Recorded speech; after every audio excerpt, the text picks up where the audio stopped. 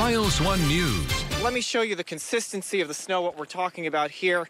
And I'm going to pick some up for you. You can see it's kind of light and fluffy, but if you go outside and you try to brush off your car, there is a layer of ice on it now. And as the investigation continues here at the Commerce Street crossing, there are still unanswered questions that remain, including why the driver of the SUV pulled her car onto the tracks on Tuesday night. Hey, Kimberly, I'm going to get out of the shot. Take a look at the house.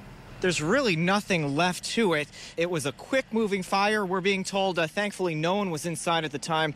The fire did force 8 people from a group home just next door. And checking the temperature here on Buena Vista Avenue, it's a whopping 9 degrees. Now, this could be the coldest day of the season so far, and temperatures could even get colder this weekend. Now, we're told some of the victims are currently being removed from that train, which is why these buses are blocking the scene right now.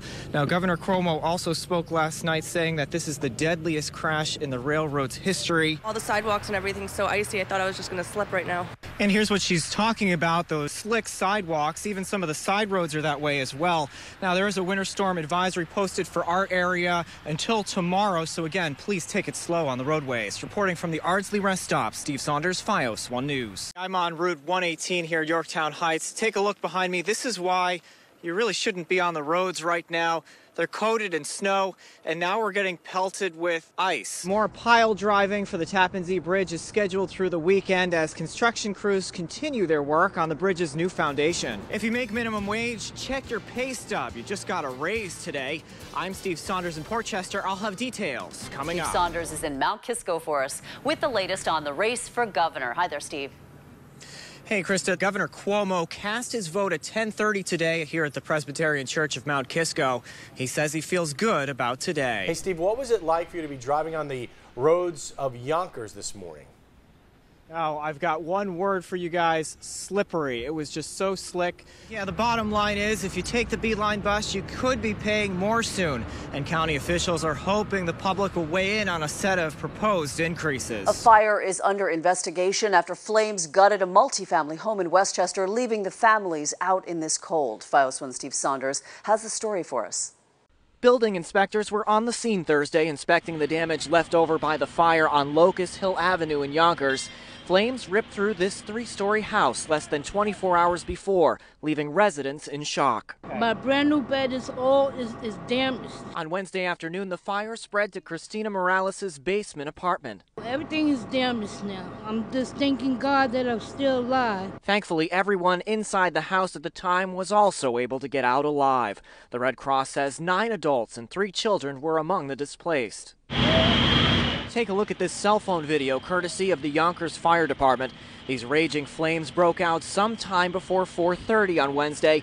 Resident Ronnie Green says he owns the house and has lived here for 32 years. There was a fire right here in the doorway, and it's caught. I don't know how it started or what it is. Of course, the brutal cold was also a concern. A church just down the street worked with the Red Cross providing shelter for the displaced. More than 40 firefighters responded to the 3-alarm fire. Fire crews say the intensity of the flames made it difficult to fight the fire from the inside of the house. They did, however, rescue a cat from the burning building. By 7 p.m., fire officials say the main body of the fire was knocked down. Fire investigators are still looking into a cause. As for Christina, she says she'll be staying with family. Keep us in prayer because everybody's on their own now. We're told some of the other residents are currently staying in a hotel, and right now it's unclear whether this house will need to be torn down. Reporting in Yonkers, Steve Saunders, Fios 1 News. Call it a divine accommodation. This is the first time I'm doing this. I'm kind of excited about it. Pastor Daniel Ram waits in his car at the Clarkstown Reformed Church in West Nyack on this cold Ash Wednesday. Good morning. He was in charge of the church's drive-through from 7 to 9 a.m. for anyone hoping to receive ashes. People can simply drive through the church property, and I'll be outside and distribute the ashes while people sit in their car. While it's Pastor Ram's first year as the church's interim minister, this is the second year the church offered drivers their ashes on the go. I think it's a great idea for anyone who cannot maybe make it into church. You have to get to work on time. You're driving in, got your ashes, and now you're off too. I'm off to work. I work in Montvale. It's to make it available to as many people as possible.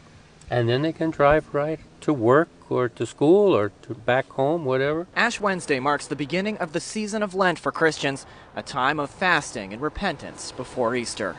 The pastor also held a traditional service inside the church behind me. As far as people receiving their ashes here outside, church administration said about 20 cars used the drive-thru. Reporting in West Nyack, Steve Saunders, FiOS 1 News. NTSB investigators say 400 feet of electrified track broke into 12 pieces, spearing the train in Tuesday's deadly collision with an SUV in Valhalla. The driver of the SUV and 5 Metro North passengers inside the first rail car died in the fiery crash. On Friday, investigators said they also spoke to the train's engineer, Stephen Smalls, who is being hailed as a hero for saving lives that night. He felt the collision.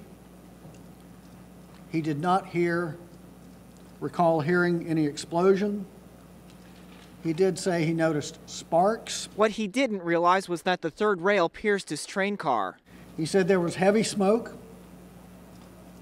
and the fire was moving very quickly towards the front of the train. And he told investigators he helped passengers get out and later got out himself.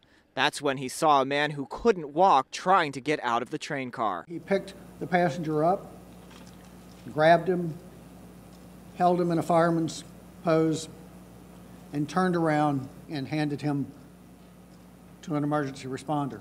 And as the investigation continues here at the Commerce Street crossing, there are still unanswered questions that remain, including why the driver of the SUV pulled her car onto the tracks on Tuesday night.